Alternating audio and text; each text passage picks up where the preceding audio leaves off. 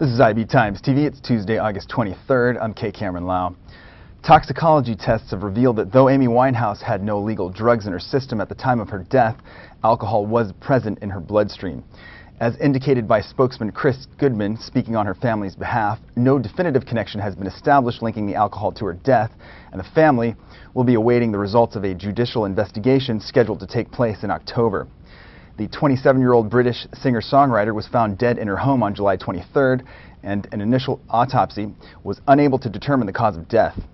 Rumors swirled in the immediate aftermath, all pointing to a likely overdose, but in the days following, Winehouse's father, Mitch, fervently asserted that his daughter had beaten her drug addiction 3 years prior to her passing, but admitted she was still struggling with her drinking after a period of abstinence. Though the events surrounding her death remain engulfed in mystery, a whole other set of rumors are continuing to make the rounds, all based on statements that came from a male neighbor who refused to be identified. The day after her death, the Camden resident told media personnel that he was convinced she died in the early hours of Friday because he heard screaming. He was quoted as saying, "I think something happened that night. It sounded like some weird sexual game. There was screaming and howling." The man said that he had been awakened around 2 a.m. and that both he and his son had also heard some kind of drum beating.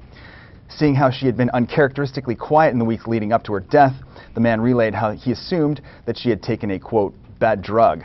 He also mentioned that while she had been quite low-key for the most part, there was one morning, 3 weeks prior to her death, when he witnessed Winehouse, unable to walk on her own, being helped into her house by her, quote, handlers. Another odd and somewhat contradictory statement came from a nearby restaurant owner who said that Winehouse would come in as often as twice a week. She reported that Winehouse had told her a week prior to her death that she had quit drinking. The restaurant owner also commented on how the deceased singer had been in good spirits and had carried on with fans snapping photos and signing autographs. In Britain, inquests are held in response to deaths involving unexplained circumstances or violence. Winehouse's inquest has been slated to begin October 26th in London. K. Cameron Lau, IB Times TV.